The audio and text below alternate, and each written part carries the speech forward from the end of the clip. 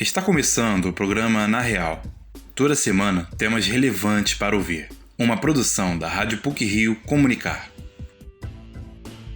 Há exatos 20 anos, o mundo foi surpreendido por uma série de ataques terroristas contra os Estados Unidos. Eles foram coordenados pela organização fundamentalista Al-Qaeda, comandada por Osama Bin Laden. Naquele dia, 4 aviões comerciais de passageiros foram sequestrados nessas ações. Este é um dos assuntos que vamos destacar no programa de hoje. O outro diz respeito ao desempenho do Brasil nas Paralimpíadas, que se encerraram no último fim de semana no Japão. Os atletas brasileiros superaram as expectativas e bateram recordes nos esportes coletivos, individuais e feminino. Fique com a gente! Os ataques terroristas aos Estados Unidos em 11 de setembro de 2001 causaram a morte de quase 3.000 pessoas. O maior impacto foi contra as Torres Gêmeas, no World Trade Center. Foi um dos ataques mais mortais da história. O presidente à época era George W. Bush, que decretou tolerância zero ao terrorismo. De lá para cá, o mundo nunca mais foi o mesmo. Vamos saber mais detalhes na reportagem de Luiz Felipe Azevedo. O dia 11 de setembro de 2001 amanheceu como qualquer outro em Nova York. Porém, naquela manhã, 4 aviões comerciais de passageiros foram sequestrados por membros do grupo fundamentalista religioso Al-Qaeda. Por volta das 8h45 da manhã, 2 aeronaves atingiram o World Trade Center e derrubaram as Torres Gêmeas. O terceiro avião colidiu contra o Pentágono, a sede do Departamento de Defesa dos Estados Unidos, localizado na Virgínia. O quarto tinha como destino a Casa Branca. No entanto, caiu em um campo aberto na Pensilvânia, após passageiros e tripulantes tentarem retomar o controle da aeronave. Hoje, completam-se exatos 20 anos desde a ocorrência desta série de atentados, que abalaram o mundo e deixaram cerca de 3.000 mortos. Como aponta o professor do Departamento de História da PUC-Rio, Mário Miranda, a necessidade de um consenso acerca de como reagir ao ataque foi um grande desafio para os Estados Unidos. O 11 de setembro foi um episódio terrível, um atentado em que, para além, do seu efeito midiático, 3.000 mortos, o primeiro atentado efetivo em solo norte-americano, depois os ataques de Pearl Harbor, efeitos terríveis. Além disso, as respostas possíveis, um evento tão complexo como esse, se costurar consensos na sociedade norte-americana para se reagir a um episódio como esse, era a tarefa das mais difíceis. O atentado colocou em xeque a nova ordem global. Desde a dissolução da União Soviética, em 1991, os Estados Unidos haviam se consolidado como potência hegemônica, tanto no âmbito político como militar. O ataque, coordenado pela organização terrorista Al-Qaeda, na época liderada por Osama Bin Laden, representou uma tentativa de desestabilização da soberania estadunidense e foi derivado de conflitos provocados por um longo processo histórico de evolução política no Oriente Médio. Para o professor do Departamento de Relações Internacionais da PUC-Rio, Márcio Scalércio, o evento provocou forte reação e causou consequências vigentes até hoje. No imediato, 11 de setembro, a reação foi bastante forte. Primeiro, você tem uma comoção internacional quanto ao evento,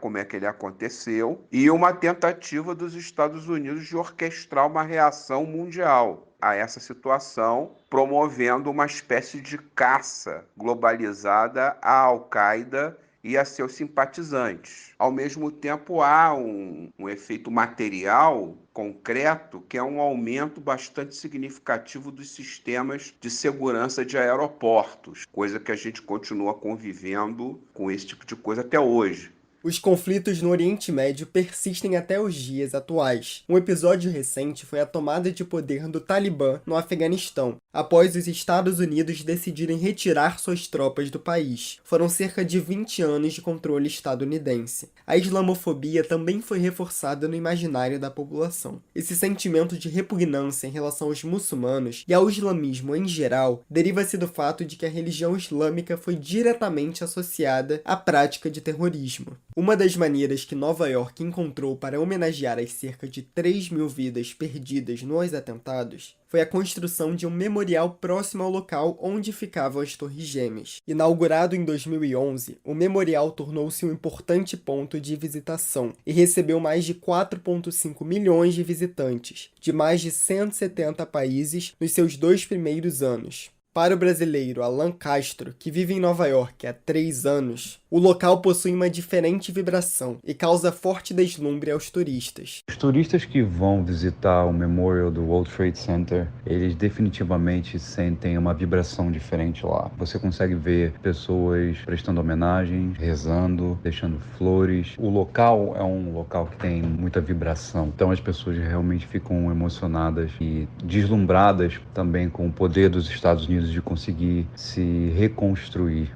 Passados 20 anos, a lembrança daquele 11 de setembro permanece no imaginário global. A queda das Torres Gêmeas é um emblema da história moderna, e as suas consequências continuam como tema central das discussões políticas. Esta matéria foi produzida por Luiz Felipe Azevedo e Júlio Castro para o Na Real.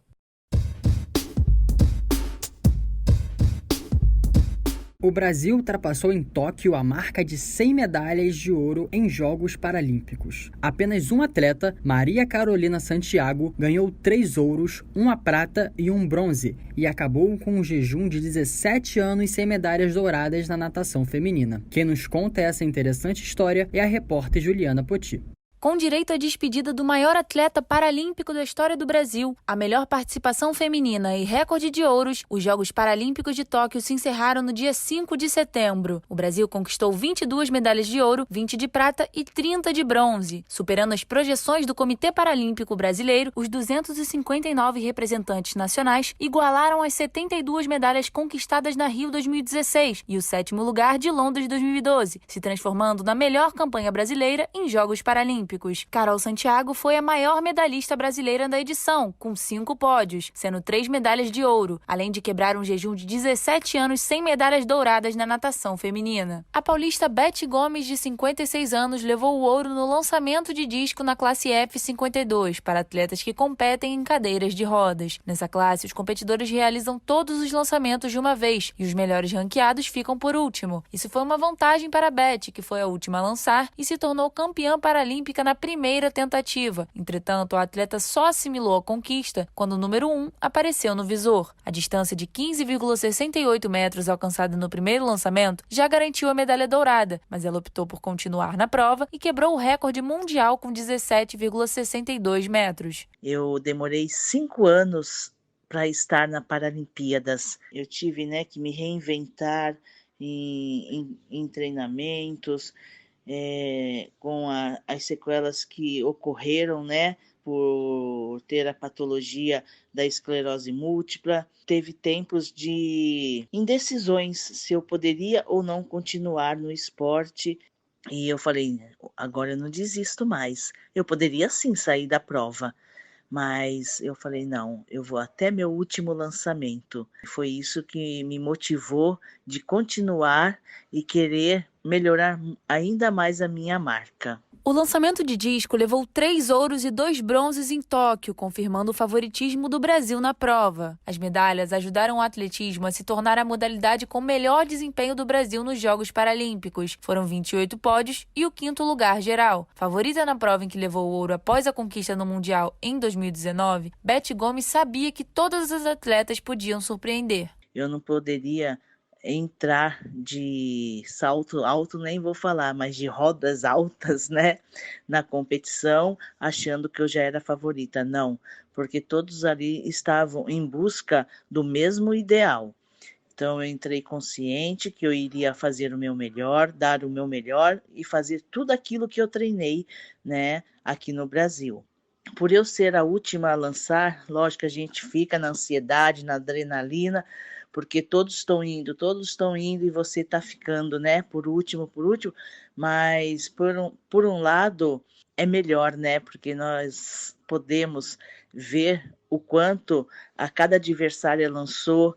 Os esportes estreantes também foram bem representados. O Brasil ficou em primeiro lugar no quadro de medalhas do Para-Taekwondo, com o ouro de Nathan Torquato na categoria até 61 quilos, a prata de Débora Menezes na categoria acima de 58 quilos e o bronze de Silvana Fernandes na categoria até 58 quilos, todos na classe K44, para atletas com amputação unilateral do cotovelo até a articulação da mão. Já no Para-Badminton, o país teve a melhor colocação com o quarto lugar de Vitor Tavares. Os resultados do Brasil na capital japonesa se tornaram ainda mais expressivos devido à falta de competições durante o período da pandemia. Para muitos, as Paralimpíadas de Tóquio foram a primeira oportunidade de disputar campeonatos mundiais. Esse foi o caso de Vanessa Cristina, brasileira finalista nos 5.000 metros e 1.500 metros na classe T54 do atletismo, destinada a atletas que competem em cadeiras de rodas. Vanessa foi para Tóquio almejando uma boa colocação na maratona, mas as finais em distâncias menores foram uma surpresa muito positiva. E além de tudo, a bateria que eu tava, era uma bateria muito forte, onde todas as atletas, quebrou o recorde paralímpico. Então eu fiquei mega feliz com o resultado e isso mostra que a gente está no caminho certo, Em 2016 eu só estava assistindo as Paralimpíadas. Hoje, graças a Deus, uma aposta que eu fiz lá em 2016, eu consegui, que tá realizando o sonho de estar aqui, que eu queria estar nas pistas, e graças a Deus eu consegui mostrar isso, independente de medalha ou não, eu sei que o trabalho foi bem feito. Vanessa terminou a maratona na 12ª colocação. A atleta lamentou o resultado na sua principal prova e explicou que um dos motivos que tiraram as chances de pódio aconteceu antes mesmo que a prova começasse. A minha cola, que a gente usa, uma cola na chuva, ela não aderiu, ela não estava dando aderência, então onde o meu aro começou a escorregar muito. Lógico que no momento que eu estava entrando para a câmera de chamada me deu um desespero, me deu vontade de desistir, porque literalmente o meu aro estava escorregando muito, mas eu pensei em todos que me ajudaram a chegar até aqui, todos que estavam na torcida, então eu não achei justo eu não entrar nessa maratona. Então eu fui a maratona toda. No quilômetro 12 foi aonde começou a cola aderir, só que aí já tinha passado a chuva e começou a grudar muito, Aí eu já comecei a ter problemas de novo, mas eu fui até o final, ficando aí em 12º colocada. Pela primeira vez, o Brasil foi ao lugar mais alto do pódio em 2 modalidades coletivas. Além do pentacampeonato no futebol de 5 masculino, modalidade brasileira hegemônica em Jogos Paralímpicos, outra que ganhou o ouro foi o goalball masculino, ao vencer a China na final. Em Tóquio, as mulheres foram responsáveis por 26 medalhas. O primeiro ouro do halterofilismo brasileiro foi conquistado por Mariana D'Andrea, na categoria até 73 quilos. E no judô, Alana Maldonado venceu a categoria até 70 quilos e se tornou a primeira brasileira campeã no judô paralímpico. A aposentadoria do nadador Daniel Dias veio após os 3 bronzes conquistados no Centro Aquático de Tóquio. Na cerimônia de encerramento dos Jogos, Daniel foi o porta-bandeira brasileiro e, para coroar a história multicampeã, foi eleito membro do Conselho dos Atletas do Comitê Paralímpico Internacional e representará os atletas paralímpicos até a próxima edição das Paralimpíadas em 2024. Para o Na Real, Juliana Poti. E para finalizar essa edição do Na Real, selecionamos alguns assuntos relevantes e curiosos da semana que foram ou vão ser destaque nas mídias eletrônica e impressa. Pílulas da semana. Começou a contagem regressiva para o Rock in Rio 2022. A praia de Copacabana acaba de ganhar um relógio que vai marcar os dias que faltam para o festival, previsto para acontecer de 2 a 11 de setembro, exatamente daqui a um ano. Foi inaugurado um painel com 10 metros de largura e 6 metros de altura, onde será possível acompanhar a passagem dos 365 dias que faltam para a abertura dos portões da cidade do rock. A banda sueca ABBA anunciou em live que vai lançar um disco inédito e realizar um show com performances digitais. 4 décadas depois do seu último trabalho, o grupo musical vai estrear no dia 5 de novembro o álbum Voyage, com 10 músicas inéditas. Inicialmente, a banda planejava fazer uma turnê pelo mundo para divulgar a nova produção. Com a pandemia, ABBA decidiu fazer um espetáculo em formato de hologramas. O show será no dia 27 de maio de 2022, na EBA Arena, em Londres. Os ingressos já estão à venda e podem ser adquiridos no site abavoyage.com. O Rio de Janeiro adiou o início da comprovação de vacinação, o passaporte da vacina, para o dia 15 de setembro. A medida foi tomada depois que o aplicativo Conect SUS, responsável por emitir o certificado de vacinação, apresentar instabilidade. Após o decreto do passaporte da vacina, o número de pessoas que não tinham tomado a segunda dose caiu 40% em uma semana. Isso porque será cobrada a comprovação de vacinação na entrada de locais de uso coletivo, como cinemas, museus, academias e piscinas. Em São Paulo, o mês de agosto de 2021 terminou com o dobro de focos de incêndios florestais do que o mesmo mês do ano passado. Segundo o portal Queimadas do Instituto Nacional de Pesquisas Espaciais, esse foi o segundo mês de agosto com mais focos de chamas da história do estado, depois de 2010. O caso mais dramático do mês foi a queimada do Parque Estadual de Juqueri, que teve mais de 1.600 hectares destruídos, o equivalente a 80% de toda a área. A dimensão da queimada foi tão grande que uma vasta parcela da cidade foi tomada por fuligem.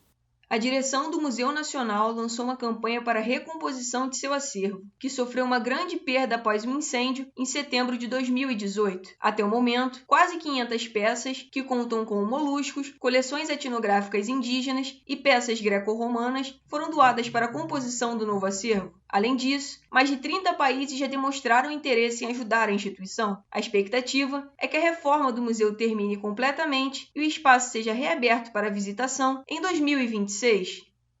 Por hoje é só. O programa Na Real é produzido por estagiários da Rádio PUC com a supervisão de Célio Campos. Lembramos que a Rádio PUC faz parte do Comunicar, cuja coordenação é de Lilian Sabac. Até a próxima semana!